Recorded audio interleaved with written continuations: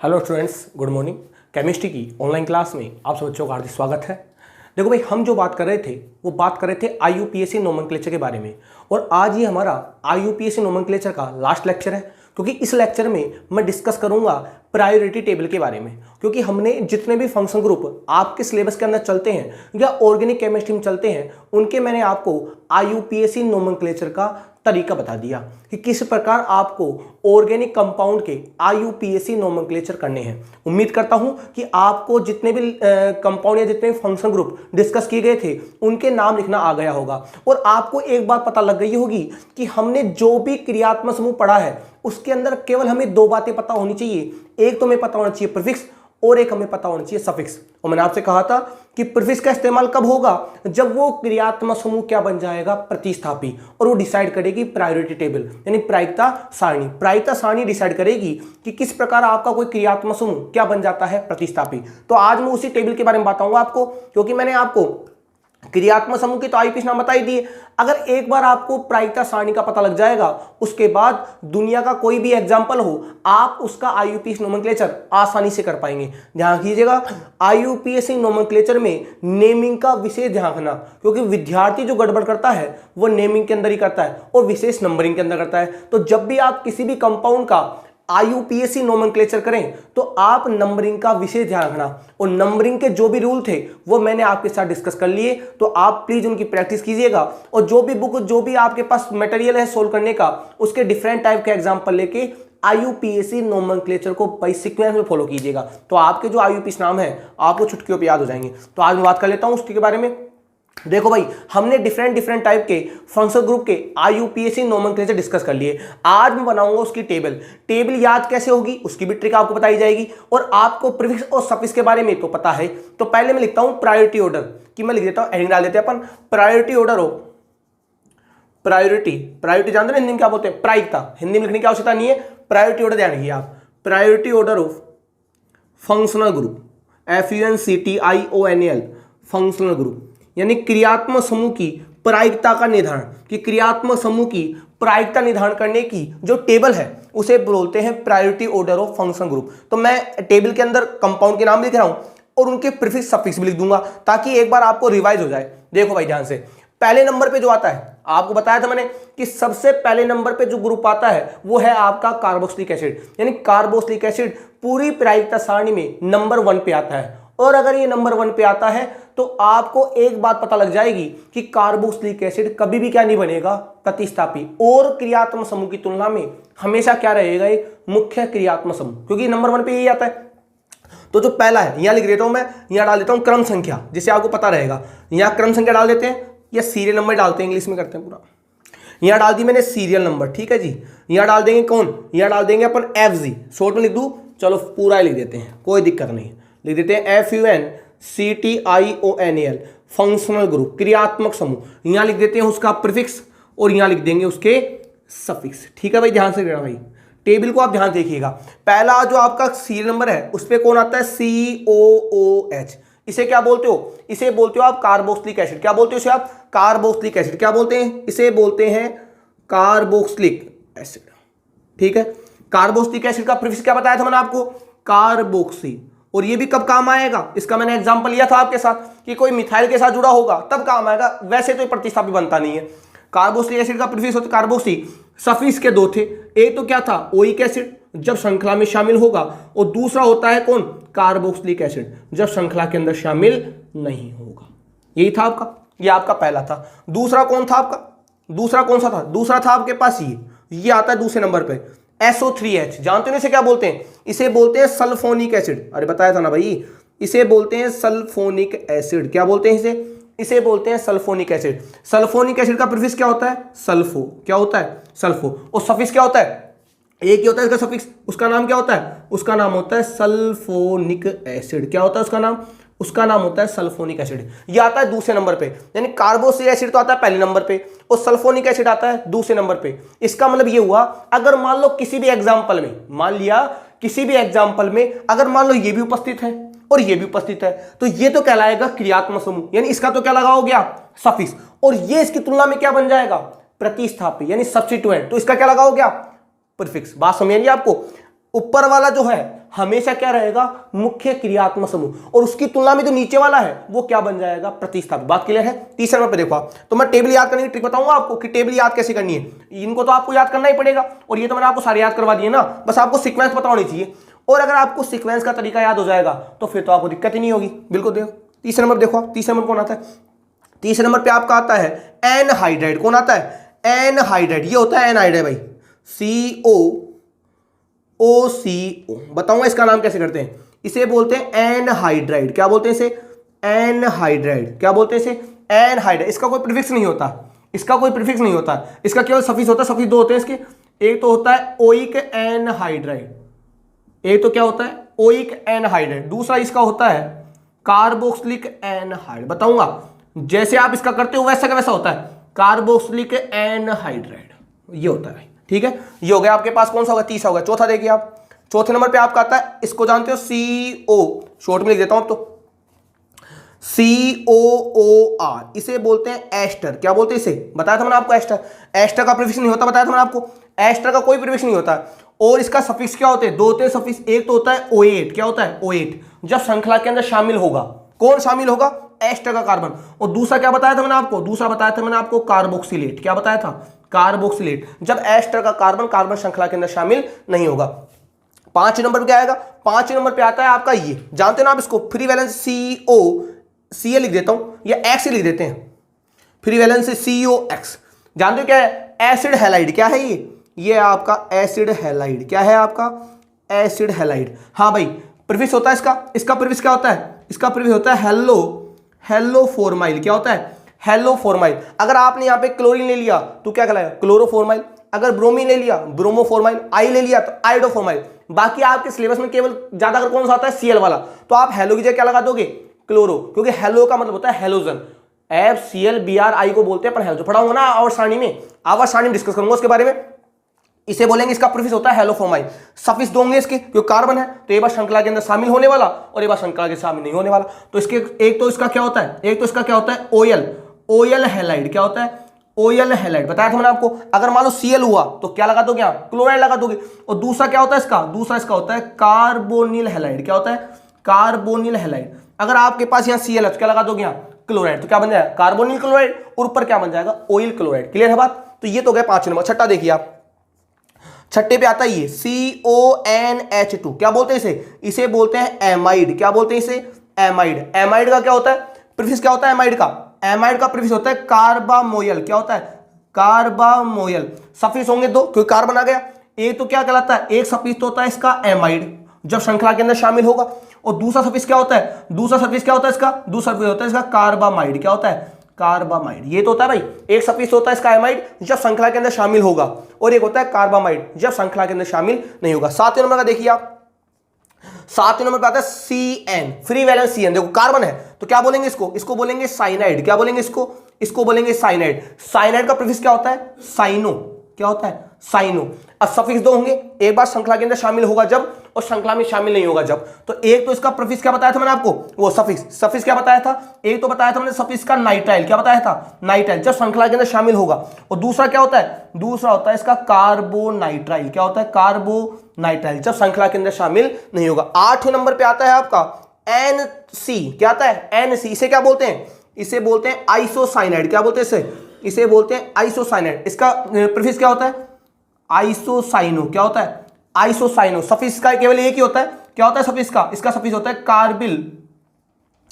Carbyl amine. क्या होता है, कार्बिल एमीन। तो देख लीजिए आप, अभी तक मैंने 8 तक बता दिया आपको कि किस प्रकार से फंक्शन ग्रुप की प्रायोरिटी ऑर्डर आता है। पहले नंबर पे आता है आपका कार्बोक्सिलिक एसिड, दूसरे नंबर पे आता है सल्फोनिक एसिड, तीसरे नंबर पे आता है आपका एनहाइड्रेट, चौथे नंबर पे आता है आपका एस्टर, 5वें नंबर पे आता है आपका एसिड हैलाइड, 6ठे नंबर पे आता है आपका एमाइड, 7वें नंबर पे आता है आपका साइनाइड, 8वें नंबर पे आता है आइसोसाइनाइड, 9वें नंबर पे आएगा आपका एल्डिहाइड। 9वें नंबर पे कौन आता है, 9th नंबर पे आता है आपका ये CHO। इसे बोलते हैं एल्डिहाइड। क्या बोलते हैं इसे, एल्डिहाइड। एल्डिहाइड का प्रीफिक्स क्या होता है, फॉर्माइल। सफिक्स दो होंगे, एक सफिक्स तो होता है इसका एल, जब श्रृंखला के अंदर शामिल होगा। और दूसरा सफिक्स क्या होता है इसका, दूसरा सफिक्स होता है इसका कार्ब एल्डिहाइड। क्या होता है, कार्ब एल्डिहाइड। क्या होता है, कार्ब एल्डिहाइड, जब श्रृंखला के अंदर शामिल नहीं होगा। सारी बातें बताई थी मैंने आपको, इसलिए तो बताई थी ताकि एक बार आपको रिवीजन में बातें पता लग जाए। 90 नंबर पे कौन आएगा आपका एल्डिहाइड, प्रीफिक्स क्या होगा फॉर्माइल और सफिक्स क्या होगा कार्बोएल्डिहाइड। तो पता लग रहा है आपको, तो पहले आप इनको नोट कर लीजिएगा कि पहले नंबर पे कौन आता है कार्बोक्सिलिक, दूसरे पे सल्फोनी, तीसरे पे एनहाइड, चौथे पे अपने का आएगा एस्टर आएगा, पांचवें पे हैलाइड, छठे पे कौन आएगा एमाइड, सातवें पे साइनाइड, आठवें पे आइसोसाइनाइड, 90 पे कौन आएगा आपका एल्डिहाइड। 10वें पे देखो आप ऊपर लिख देता हूं, 10वें पे देखिए आप 10th के अंदर टोटल 13 है भाई, 13 टोटल 13 है। 10वें के अंदर देखिए इसको मिटा देते हैं, ये तो लिख लिया होगा शायद आपने, देखो ध्यान से 10वें नंबर पे देखो या 9 आ गया, 10वां लिख देता हूं यहां पर, ठीक है पकड़ लेते हैं कैमरे को, देखो ध्यान से आप 10th नंबर पे कौन आएगा, 10th नंबर पे आएगा, इसके बाद में आता है ये COR, यहां भी आर ही होगा COR, यहां भी क्या होगा यहां भी आर ही होगा, यहां भी आर यहां भी आर, इसे बोलते हैं कीटोन, क्या बोलते हैं इसे कीटोन।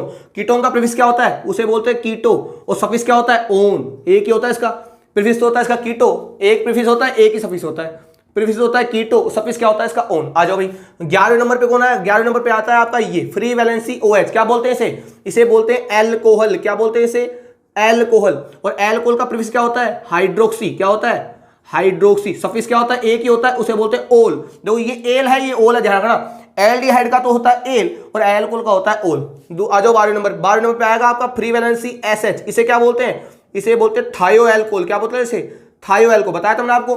थायो एल्कोहल का प्रीफिक्स क्या होता है मरकैप्टो और आपका सफिक्स क्या होता है थायोल, क्या होता है थायोल, बताया था मैंने आपको। और लास्ट और फाइनल जो आपका 30 नंबर का है वो आपके पास है ये एमाइन, क्या है लास्ट वाला आपका, लास्ट वाला है आपका एमाइन। मैं लिख देता हूं यहां पर तीनों ही NH2 मान लो आप, चाहे आप NH मान लो, चाहे आप N मान लो, तीन तरह की एमाइन हो गई, इसे बोलते हैं एमाइन। ये आपके पास प्राइमरी हो गई, ये सेकेंडरी हो गई, ये टर्सरी हो गई। इसका प्रीफिक्स एक ही होता है उसे बोलते हैं एमाइनो और सफिक्स क्या होता है सफिक्स का भी एक ही होता है उसे बोलते हैं एमीन। ये लो जी, ये आपके पास है 13 फंक्शन ग्रुप, ध्यान दीजिएगा ये 13 फंक्शन ग्रुप है जिनकी प्रायोरिटी टेबल का आपको ऑर्डर याद होना चाहिए, सीक्वेंस गड़बड़ाना नहीं चाहिए, पहले से लेकर 13 तक के आपको सीक्वेंस में याद होना चाहिए।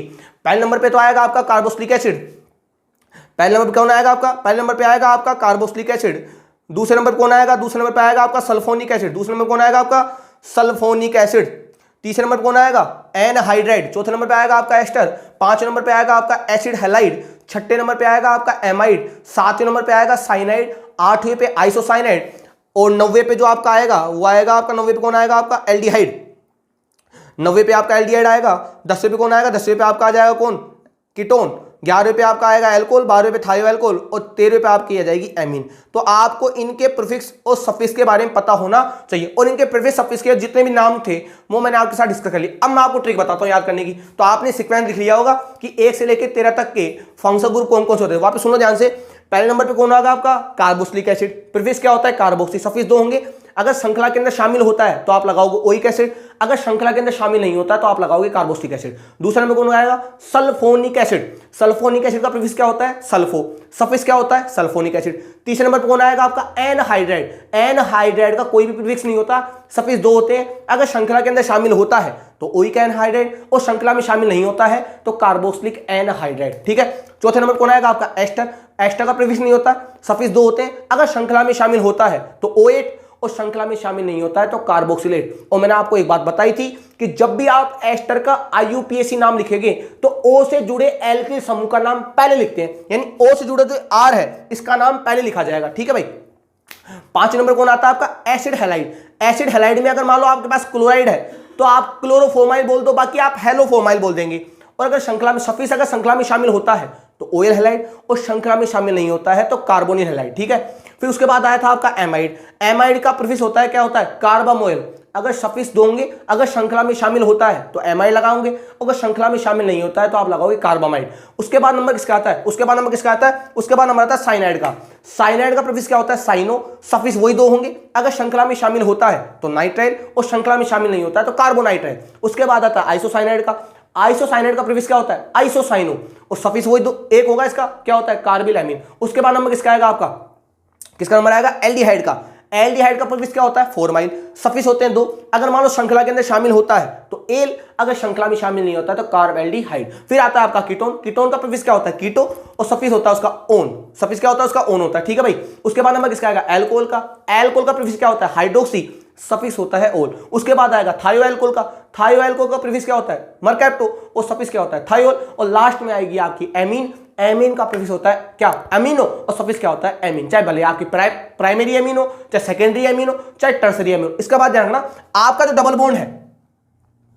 बॉन्ड है और आपका जो ट्रिपल बॉन्ड है, डबल बॉन्ड को क्या बोलते हो आप इन, सिंगल बॉन्ड को बोलते हो आप एन, और ट्रिपल बॉन्ड को बोलते हो आप आइन। ध्यान रखिएगा इस बात का, सिंगल बॉन्ड को बोलते हो आप एन, डबल बॉन्ड को बोलते हो आप इन, ट्रिपल बॉन्ड को बोलते हो आप आइन। ये तीनों भी किसके अंदर काउंट होते हैं एफजी के अंदर, क्रियात्मक समूह के अंदर। ध्यान रखना इस बात का, सिंगल बॉन्ड को बोलते हैं एन, डबल बॉन्ड को बोलते हैं इन, ट्रिपल बॉन्ड को बोलते हैं आइन। ये तीनों के तीनों भी क्या है फंक्शनल ग्रुप, क्या है फंक्शनल ग्रुप, क्रियात्मक समूह काउंट होते हैं। बाकी ये अलग बात है हम लिखते नहीं है, लेकिन क्या बता दूं आपको मैं कि single bond, double bond, triple bond ये तीनों के तीनों भी क्या होते हैं क्रियात्मक समूह। एक बात तो सुनो, आपके जो हेलोजन है, इसको लिख देता हूं इधर, आपके जो हेलोजन है, आपका जो एक्स है, एक्स क्या होगा यहां पर फ्लोरीन हो सकता है, क्लोरीन हो सकता है, ब्रोमीन हो सकता है, आयोडीन हो सकता है। ये आपके जो भी हेलोजन है ये सब के सब क्या होते हैं सब्स्टिट्यूएंट, क्या होते हैं सब्स्टिट्यूएंट। ध्यान रखना इस बात का, ये सब के सब क्या होते हैं प्रतिस्थापी। ये कभी भी भविष्य के अंदर क्या नहीं बनेंगे क्रियात्मक समूह। ध्यान रखना इस बात का, ये कभी भी क्या नहीं बनेंगे, ये नहीं बनेंगे क्रियात्मक समूह।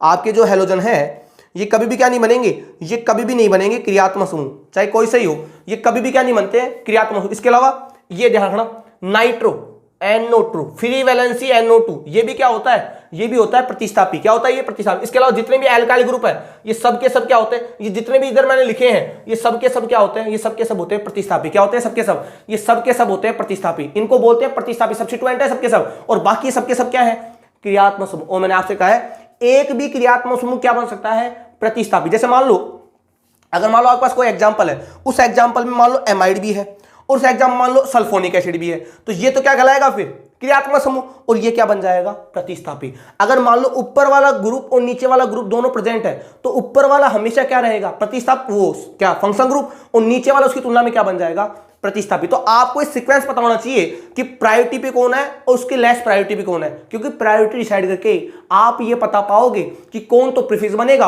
और क्या कौन क्या बनेगा सफिक्स। तो आपको ये प्रायोरिटी टेबल याद होनी चाहिए। अब मैं ट्रिक बताता हूं आपको याद करने की कि सर सीक्वेंस कैसे याद होगा हमें। तो ध्यान रखना, आप इस बात को थोड़ा ध्यान रखना कि हेलोजन, नाइट्रो और एल्किल ये सबके सब क्या होते हैं सब्स्टिट्यूएंट। बाकी single bond, double bond, triple bond ये क्या होते हैं क्रियात्मक समूह। कई बार पूछ लेता है कॉम्पिटिटिव एग्जामों में कि बताओ क्या इनको फंक्शन ग्रुप के अंदर काउंट करेंगे, बिल्कुल करेंगे, इनको भी क्रियात्मक समूह के अंदर काउंट किया जाता है। ध्यान रखना इस बात का। और वो क्या होते हैं प्रतिस्थापी। अब देखो मैं याद करवाता हूं आपको कैसे याद करना है। तो आपने लिख लिया होगा, अब मैं याद करने के लिए बता दूं आपको ट्रिक कि इनको याद कैसे किया जाता है। तो आप इनको नोट कर लीजिएगा। अब मैं आपको ट्रिक बता देता हूं कि सर इसे याद कैसे करेंगे। ट्रिक इनकी नहीं भाई, प्रीफिक्स और सफिक्स तो आपको याद ही करने पड़ेंगे। ट्रिक है केवल सीक्वेंस याद करने की कि सीक्वेंस को कैसे याद किया जाएगा। देखो आप ट्रिक क्या है, ट्रिक क्या है, न्यूमोनिक्स क्या है इसको याद करने के। न्यूमोनिक्स है एसिड से एक एस्टर बोला, एसिड से एक एस्टर बोला, ओए एसिड से एक एस्टर बोला, ओए एमाइड सुनमतहाइड कितनी दारू थी मेरी, कितनी दारू थी मेरी। देखो क्या है ट्रिक, एसिड से एक एस्टर बोला, ये प्रायोरिटी टेबल याद करने का ऑर्डर भाई, ध्यान रखना भाई। एसिड से एक एस्टर बोला, ओए एमाइड सुनमतहाइड क्या है, ओए एमाइड सुनमतहाइड कितनी दारू थी मेरी। अब देखो एसिड से क्या होगा आपका, एसिड से होगा आपका कार्बोक्सिलिक एसिड। कौन होगा कार्बोक्सिलिक एसिड। से होगा आपका सल्फोनिक एसिड। क्या होगा सल्फोनिक एसिड। ठीक है, एक को इंग्लिश में क्या बोलते हैं एन का मतलब क्या होगा एनहाइड्राइड। क्या हो गया एनहाइड्राइड। एस्टर तो आपका एस्टर होता ही है, एस्टर तो आपका एस्टर होता है। फिर ये बोला नहीं आएगा, इसमें आ जाएगा एस्टर बोला एक साथ। ओए किसके लिए लगता है, ऑयल हैलाइड किसके लिए लगता है एसिड हैलाइड के लिए। तो क्या बन जाएगा ये बन जाएगा आपका COX, यानी क्या बन जाएगा ये बन जाएगा एसिड हैलाइड। क्योंकि आपका जो OA है यानी ऑयल जो लगता है वो किसके लिए लगता है एसिड हैलाइड के लिए लगता है। भाई आपने जब एसिड हैलाइड का सफिक्स पढ़ा था तो जब आपने कहा था कि जब श्रृंखला के अंदर शामिल होता है तो आप लगाते हैं ऑयल हैलाइड, और श्रृंखला के अंदर शामिल नहीं होता है तो आप लगाते हैं कार्बोनिल हैलाइड। तो OA किसके लिए लग रहा है एसिड हैलाइड लिए। एमाइड क्या है, एमाइड तो एमाइड होगा ही। अब देखो सुन से मतलब क्या है, साइनाइड, और न से क्या होगा, न से होगा आइसोसाइनाइड। CN के बाद अपने पास है, मत से कोई मतलब नहीं है यहाँ पर। हाइड, हाइड यानी एल्डिहाइड, क्या हो गया ये, एल्डिहाइड। ठीक है भाई, कितनी सी हो गया, कीटोन। दारू क्या होती है, एल्कोहल तो होती है दारू, एल्कोहल। और थी का मतलब क्या होगा, थायो एल्कोहल, थायो एल्कोहल, इंग्लिश में देता हूं। थी का मतलब क्या हो गया, थायो एल्कोहल, थायो एल्कोहल। और मेरी क्या होगी, मेरी क्या है, एमीन। ये याद दिला। एसिड से एक एस्टर बोला, ओए अमाइड सुनो मत हाइड, कितनी दारू थी मेरी। तो एसिड से याद हो जाएगा कार्बोक्सिलिक एसिड, से मतलब हो गया सल्फोनिक एसिड, एक का मतलब होता है एन, एन का मतलब हो गया एनहाइड्रेट। एस्टर बोला मतलब एस्टर हो गया। ओए किसके लिए लगता है, एसिड हैलाइड के लिए, तो ये हो गया ओए। एमाइड आपका एमाइड होता ही है। सू का मतलब क्या हो गया, साइनाइड। न का मतलब हो गया आइसोसाइनाइड, न का मतलब न आ गया ना भाई सू से आ गया सी और एन से आ गया न, तो साइनाइड आइसोसाइनाइड। मत का मतलब नहीं है यहाँ पर हाइड यानी एल्डिहाइड, तो एल्डिहाइड का हाइड हो गया। कितनी यानी कीटोन। दारू मतलब क्या होती है, एल्कोहल। थी का मतलब हो गया थायो एल्कोहल, और मेरी का मतलब हो गया एमीन। तो ये ट्रिक से आप पूरे के पूरे सीक्वेंस को याद कर सकते हो कि किस प्रकार सीक्वेंस को आपको याद करना है। ठीक है भाई, तो ये ट्रिक आपके लिए बनाई गई है ताकि आपको ये पता लग जाए कि किस प्रकार हम प्रायोरिटी टेबल को याद करेंगे। और प्रीफिक्स और सफिक्स तो आपको याद करने ही पड़ेंगे, उसमें तो कोई शक है ही नहीं। तो इस टेबल का यूज करके आप एग्जाम्पल को सोल्व कर सकते हो। ठीक है भाई, तो ये IUPAC नोमेनक्लेचर का लास्ट फंडामेंटल ट्रिक थी जो आपको प्रायोरिटी टेबल की, ये ट्रिक इसकी है, ये ट्रिक है भाई प्रायोरिटी टेबल की। प्रायोरिटी टेबल की ट्रिक है, प्रायोरिटी टेबल की नहीं है भाई, ध्यान रखना। प्रायोरिटी टेबल यानी मैं कहूंगा इसे हिंदी में क्या बोलते हैं, प्रायिकता सारणी। क्या बोलते हैं, प्रायिकता सारणी। तो ये ट्रिक आपको याद होनी चाहिए ताकि आप ये बता पाओ। बाकी आप अगर ऐसे भी याद कर लेते हो तो भी अच्छी बात है, और याद नहीं होती तो आप ट्रिक से याद कर लो, लेकिन आपको प्रीफिक्स और सफिक्स पता होना चाहिए। ठीक है भाई, तो ये है प्रायोरिटी टेबल की ट्रिक। और जितने भी फंक्शन ग्रुप आपको मैं बताए थे उनके प्रीफिक्स और सफिक्स आप याद कर लीजिएगा। ठीक है, अब मैं एग्जांपल ले लेता हूं ताकि आपको पता लग जाए। बाकी आप कोई सा एग्जांपल सोल्व करो, अब आपको दिक्कत नहीं आएगी क्योंकि आपको नामकरण का तरीका आता है। जैसे मान लो एग्जांपल लेता मैं ये, अब अपन एग्जांपल को सोल्व कर सकते हैं। लेकिन एक बात ध्यान रखना, वापस बता देता हूं, जितने भी आपके हेलोजन है, चाहे आपका फ्लोरीन हो, चाहे क्लोरीन हो, चाहे ब्रोमीन हो, चाहे आयोडीन हो, चाहे नाइट्रो हो, इसे बोलते हैं नाइट्रो। क्या बोलते हैं इसे बोलते हैं नाइट्रो। और ये आपका कौन होता है, ये होता है आपका एल्काइल। और ये कौन है आपके, ये आपके हैं हेलोजन। ये तीनों के तीनों, ये तीनों के तीनों हमेशा क्या बनेंगे, हमेशा क्या बनेंगे, प्रतिस्थापी, सब्स्टिट्यूएंट ही रहेंगे। ये कभी भी क्रियात्मक समूह नहीं बनेंगे। तो इनका हमेशा क्या लगेगा, प्रीफिक्स। क्या लगेगा, इसका प्रीफिक्स क्या होता है, इसे क्या बोलते हैं प्रीफिक्स के रूप में, फ्लोरो। इसे क्या बोलते हैं, क्लोरो। इसे क्या बोलते हैं, ब्रोमो। इसे क्या बोलते हैं, आयोडो। इसे क्या बोलते हैं, नाइट्रो। इसे जानते हो आप एल्काइल बोलते हैं, मिथाइल, इथाइल, प्यूटाइल, वो तो बताया था मैंने आपको। ठीक है, अब मैं लेता हूं एग्जांपल। देखो भाई एग्जांपल देखो, जैसे मैं एक एग्जांपल लेता हूं। जैसे मतलब एग्जांपल ये होता,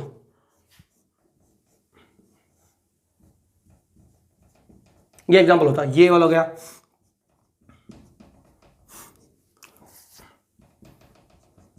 देखो ये ले लिया एग्जांपल।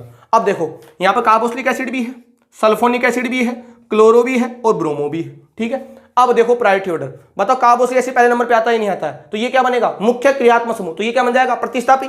ये तो प्रतिस्थापी रहता ही रहता है, और ये भी क्या होता है, प्रतिस्थापी। यानी मैं कहूंगा ये भी प्रतिस्थापी हो गया, ये भी प्रतिस्थापी हो गया, ये भी प्रतिस्थापी, और ये क्या हो गया, मुख्य क्रियात्मक समूह। तो इसका क्या लगाओगे, सफिक्स, और इन तीनों का क्या लगाओगे आप, प्रीफिक्स। नंबरिंग कहां से स्टार्ट होगी, मुख्य क्रियात्मक समूह से। नंबरिंग करो आप, 1 2 3 4 हो गया। अब दे दो, ये भी प्रतिस्थापी है, ये भी प्रतिस्थापी है, ये भी प्रतिस्थापी है। तो इसका प्रतिस्थापी का क्या होता है, पूर्ण लगन। इसे बोलते हैं सल्फो, इसे क्या बोलते हैं, क्लोरो, इसे क्या बोलते हैं, ब्रोमो। अब देखो आप अल्फाबेट, पहले बी आएगा, सी आएगा या एस आएगा, पहले आएगा बी, उसके बाद सी, उसके बाद आएगा एस। तो क्या लिखोगे आप, ब्रोमो कौन सी पोजीशन पे, 4 पे, तो क्या लिखोगे 4 पे कौन है आपको, ब्रोमो। अरे भाई अल्फाबेटिकल ऑर्डर में लिखोगे ना आप, पहले बी है तो पहले बी को लिखोगे, तो 4 पे लिखोगे ब्रोमो।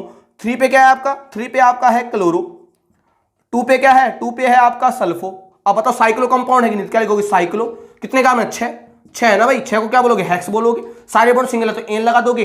और 1 पे कौन है आपका, कार्बोक्सिलिक एसिड। क्या श्रृंखला के अंदर शामिल हो रहा है, क्या नहीं हो रहा है, तो सफिक्स क्या लगाओगे आप, कार्बोक्सिलिक एसिड। ये लो नाम तैयार हो गया, ये लो जी नाम तैयार हो गया कि 4 bromo 3 chloro 2 sulpho cyclohexane 1 carboxylic acid. ये हो गया इस कंपाउंड का आईयूपीएसी नेम। लिख सकते हो ना आप, लिख सकते हो बड़े आराम से। दूसरा एग्जांपल लो। अब तो आप कोई सा एग्जांपल सोल्व कर लीजिएगा, कोई दिक्कत नहीं आएगी आपको। जैसे मान लो एग्जांपल ले लिया मैंने, ये स्पायर वाला लेते हैं, ले लिया एग्जांपल। जैसे मान लो यहां ले लूं मैं साइनाइड, और यहां लेते हैं अपन ये, ठीक है, और यहां ले लिया अपन ये, ले लिया आपने। अब देखो ये क्या है, स्पाइरो, ये रिंग ए हो गई, ये रिंग हो गई बी। तो तुम्हें पता है कि जी स्पाइरो कंपाउंड का जब भी हम नेम करते हैं तो छोटी वाले से नंबरिंग स्टार्ट करते हैं, स्पाइरो कार्बन नंबर नहीं देते। अब देखो नंबर 1 यहां से दे सकता हूं और नंबर 1 में इसको भी दे सकता हूं। अब देखो इसमें और इसमें ये कौन है, ये तो है आपका आइसोसाइनाइड। कौन है जानते हो ना आप, एनसी क्या होगा, आइसोसाइन, लिखने की जरूरत नहीं है। ये कौन है आपका आइसोसाइनाइड और ये कौन है आपका साइनाइड। बताओ प्रायिकता सारणी में ऊपर कौन आता है, साइनाइड, उसके नीचे कौन आता है, आइसोसाइनाइड। बताओ ये क्या बनेगा, क्रियात्मक समूह, और ये क्या बन जाएगा, प्रतिस्थापी। क्या बन जाएगा, प्रतिस्थापी। बनेगा नहीं बनेगा, लेकिन आप इधर भी आओ, इन तीनों में देखो, इसमें इसमें और इसमें, इन तीनों में मुख्य क्रियात्मक समूह कौन है, कार्बोक्सिलिक एसिड। तो ये बताओ दोनों के दोनों क्या बन गए, प्रतिस्थापी। ध्यान से लेना इस बात का, ये क्या है, क्रियात्मक समूह, ये भी क्या था, क्रियात्मक समूह, ये भी क्या था, क्रियात्मक समूह। अब डिसाइड कौन करेगा, प्रायिकता सारणी। जो प्रायिकता सारणी में नंबर पे आएगा, सबसे ऊपर आएगा, वो क्या बनेगा, मुख्य क्रियात्मक समूह, और उसके नीचे वाले सब क्या बन जाएंगे, प्रतिस्थापी। तो बताओ ये आ गया मुख्य क्रियात्मक समूह। अब ये दोनों क्या बन गए, प्रतिस्थापी। अब देखोगे आप अल्फाबेटिकल ऑर्डर, क्या देखोगे, अल्फाबेटिकल ऑर्डर। इसे क्या बोलते हैं, इसे क्या बोलोगे, इसे बोलोगे आप आइसोसाइनो। क्या बोलोगे, आइसो। इसे क्या बोलते हैं, इसे बोलते हैं साइनो। अब बताओ अल्फाबेट में पहले कौन आता है, सी आता है कि आई आता है, सी आता है। तो नंबरिंग कहां से करोगे, नीचे वाले काम से। आप कहोगे नंबर 1 2 3 4 5 6 7 8 हो गया। अब देखो भाई प्रतिस्थापी आ गया, कौन कौन सी पोजीशन पे आ गया, एक तो 1 पे आ गया और एक आ गया अपने पास 3 पे। तो नंबर अल्फाबेट के हिसाब से पहले कौन आएगा, ये, उसके बाद आएगा ये। तो आप क्या लिखोगे कि सर 1 पे कौन है, 1 पे है सर साइनो। 3 पे कौन है, 3 पे है सर आइसोसाइनो। फिर क्या लिखोगे आप, स्पाइरो लिखोगे, स्पाइरो कंपाउंड है, लगाओगे ब्रैकेट। इसमें कितने कार्बन है, 1 2 3, इसको तो गिनेंगे नहीं हम। इसमें कितने हैं, 1 2 3 4, इसको तो गिनेंगे नहीं। हाँ भाई कितने कार्बन है, 8 को क्या बोलते हैं, ऑक्टो बोलते हैं। सारे बॉन्ड सिंगल है तो एन लगा दोगे। और आपका 6 पे कौन है आपका, COOH। बताओ क्या श्रृंखला के अंदर शामिल हो रहा है क्या, और नहीं हो रहा है तो क्या लगा दोगे आप लगा दोगे कार्बोक्सिलिक एसिड। ये लो जी नाम तैयार हो गया। तो नाम लिखने में कोई दिक्कत नहीं आएगी अगर आपको प्रायिकता सारणी का पता है तो। अगर आपको प्रायिकता सारणी का पता है तो आप कोई सा भी एग्जाम्पल आसानी से सोल्व कर सकते हो भाई, कोई दिक्कत है, देख लीजिएगा आप ध्यान से। अगर आपको नाम पता है, अगर आपको प्रायिकता सारणी का पता है तो आप कोई सा एग्जाम्पल लो, आप उसका IUPAC नाम आसानी से कर सकते हैं। ठीक है, तो मैं आपको ये बताने वाला था कि किस प्रकार कंपाउंडों के IUPAC नोमेनक्लेचर लिखे जाते हैं। तो ये लेक्चर हो गया आपका IUPAC नोमेनक्लेचर का समाप्त। तो लगभग 15 16 17 जितने भी लेक्चर हैं ये आपके IUPAC नोमेनक्लेचर के लेक्चर हैं।